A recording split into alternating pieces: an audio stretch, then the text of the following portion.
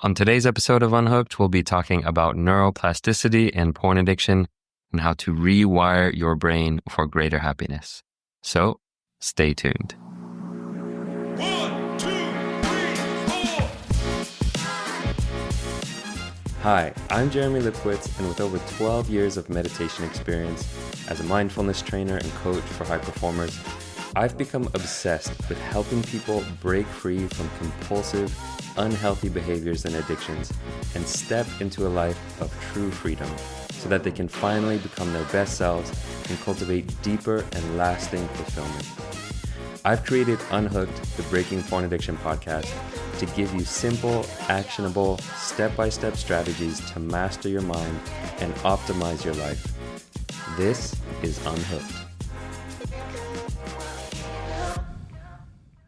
So today on the podcast, I want to talk about this concept of neuroplasticity, which is something that was so pivotal for me in my own recovery. It was in some ways kind of a turning point in my life and in my recovery. In most part because it actually not only helped me realize that I had a problem with porn addiction, but the understanding of neuroplasticity gave me a diagnosis of why things were the way they were and a pathway forward. It gave me a way out of the mess that I was in. So I really want to talk about this because it's so pivotal in recovery that if you're not understanding neuroplasticity, if you're not understanding how the brain functions and the importance of where you're placing your attention, it's going to be very hard to have a long-lasting recovery. So that's why we're going to be diving deeply into this topic of neuroplasticity today. So in many ways, I knew that I had a problem with porn way before I learned about neuroplasticity and some of the neuroscience behind addiction. I could see some of the signs and symptoms of addiction in my life. So for example, problems with my focus and attention, having trouble focusing on my schoolwork, my creative hobbies, problems with irritability, isolation. Obviously, shame was a big one. Whenever I would use porn or just notice my own sexual feelings, there was that shame associated with it that was exacerbated by abusing porn, isolating, hiding, procrastinating. And then also some of the symptoms I was seeing, things like seeking novelty in my partners or being very perfectionistic with my partners.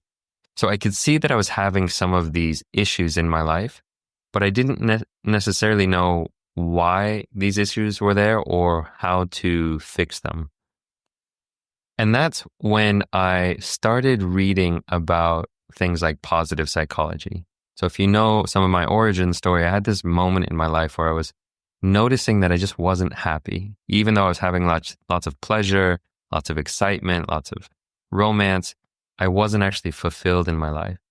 And so I started reading about positive psychology and some of the neuroscience behind that. And I remember reading this one book that finally talked about neuroplasticity. And there was this one concept in it that just stuck with me, and it still has stuck with me for so long. And there was this sentence that said something along the lines of this. It said, neurons that fire together, wire together. And it's this understanding that the more you use certain neural pathways, the stronger those neural pathways become. So for example, if you are constantly thinking thoughts of anger, you are going to be strengthening the neural pathways associated with anger. If you are constantly thinking thoughts of greed and craving and lust, you're going to be strengthening those thoughts and those neural pathways in your mind. And we know this is true now. It used to be thought that before we understood neuroplasticity, it used to be thought that your brain developed when you were a teenager. And then around 17, 18, 19, your brain stopped developing and it was all fixed from there. And this is where we get some of the sayings like you can't teach an old dog new tricks. So there was this idea that your neurons stopped forming new connections and it was just all, and you were set in stone for the rest of your life after your teenage years. But what we know now is that you are constantly forming new connections and new neural pathways throughout your life. That the brain itself is plastic. And so in many ways, another way of looking at this, neuroplasticity can be thought of like this, that what you think and do, and even what you pay attention to, changes the structure and function of your brain. So you're fundamentally changing or rewiring your brain simply by what you do or think, or even where you're placing your attention. So what you put your attention on will grow certain neural pathways. So this is the foundational understanding of neuroplasticity. And it is so important because when you realize the consequences of this, when you realize that whatever you think about strengthens that neural pathway, it is hard to ignore then the consequences of something like a daily or nightly porn habit.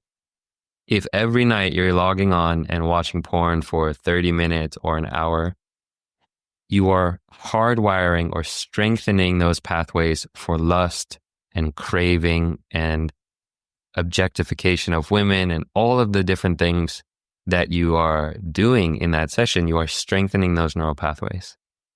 And particularly with something like lust or craving or wanting, strengthening those pathways of seeking that out is building that fire of suffering.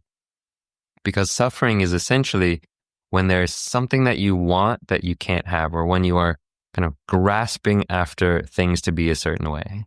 So for example, when you desperately want to sleep with someone and you can't, or you don't have it yet, or when you desperately want something to be gone from your life, but it's not. So any kind of that clinging to wanting things to be a certain way, or resistance or aversion to the way things are, creates suffering. And so by constantly fueling that fire of lust, we are fueling the fire of suffering as well. And in other episodes, I've talked about the difference between lust and desire. And so it's important to understand that difference, that, desire itself or attraction, there's nothing wrong with it and it's not suffering. It's the craving, the clinging, the thirst for a particular experience that creates suffering. So this concept, again, of neuroplasticity is so important because it shows that we are playing a part in our brain's development.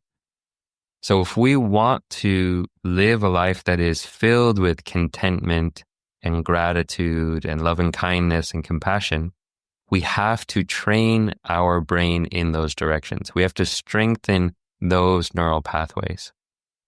Again, just looking at your own life and look at what are the habitual kinds of thought patterns that are there.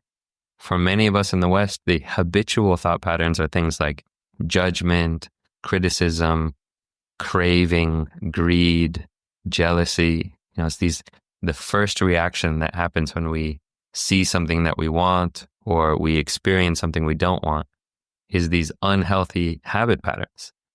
And so again, we need to be aware of what we are doing with our mind and with our attention. And this, again, was so transformative for me because it made me realize how powerful your thoughts are. That what you are doing with your thoughts creates your future. If you're constantly looking at what you don't have, you are fueling the fires of that in your mind, and that creates your habits, and your habits create your character, and your character creates your destiny. So really seeing that, one quote that I really love, was said by the Buddha over 2,500 years ago. And he said this, what you frequently think and ponder upon becomes the inclination of the mind. This is really essentially the same as what we now know as neuroplasticity. The more you think certain types of thoughts, the more the mind becomes inclined in that direction. The more you think thoughts of lust or craving, your mind starts to habituate towards those kinds of thoughts. On a molecular or cellular level, you're actually strengthening the synaptic connections between neurons. And so, again, it's so important to understand that every moment of your attention is important. So for example, going onto Instagram and looking at, girls in bikinis, if you're doing that in a lustful way, it might not be porn, but you're still strengthening that fire of lust in the mind. So another quote that I love related to this comes from Thoreau. And he said this, a single footstep will not make a path on the earth. So a single thought will not make a pathway in the mind.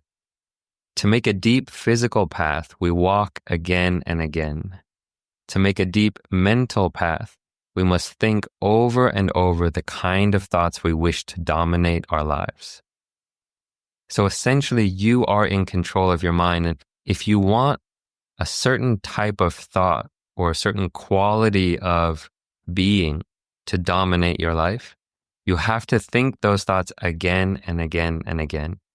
If you want your life to be filled with gratitude, thinking one moment of gratitude isn't going to replace the years of habitual thinking of lust and greed and craving and selfishness. So this is what the training of meditation does for us, is we cultivate again and again and again these qualities that we want to permeate our lives. Things like contentment or patience, compassion, gentleness, strength, perseverance, all of these qualities. We're like gardeners sowing these seeds of these beautiful crops and these beautiful plants. So that's really the understanding that we need to have, because that sets in motion, gives the underlying reason why meditation is so important. Because if you don't understand neuroplasticity, if you don't understand what's going on in the mind, you might think, well, okay, meditation's not that important. But once you just look at the averages, how much time are you spending, cultivating certain thought patterns versus the thought patterns you want to dominate your life, then it becomes obvious that spending at least 5-10 minutes a day cultivating thoughts intentionally, again, like contentment, like patience, like integrity, whatever it is, you see just how important those are for creating the kind of future that you want. So if you want a future where your habitual mind state is contentment, the only way to do that is to strengthen those neural pathways. If you do nothing, or if you keep watching porn or lusting after girls on Instagram, you will continue to strengthen the pathways of not having enough, of wanting more, of craving, and of lust.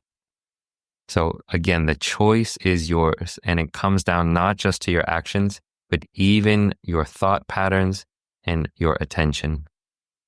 So I hope that this has inspired you to be heedful or mindful of where your attention is and what you're doing with your mind on a day-to-day basis. You might not be looking at porn anymore, but maybe you're still swiping on dating apps hours and hours a day, or looking on, girls in bikinis on Instagram hours and hours a day. So really just being aware of what are you cultivating in your mind moment by moment. Understanding neuroplasticity is the key to this. So that's it for today. I hope you enjoyed this little science episode on neuroplasticity. As always, if you're interested in one-on-one coaching, this is something that I have available. We can hop on a discovery call to see if it's a good fit for you. So just go to my website, jeremylipkowitz.com/intro, and that will give you a way to sign up for a free discovery call. So I hope that you are enjoying these episodes. Please feel free to give it a review on whatever platform you're listening to it on. And much love to you. We'll see you on the next episode.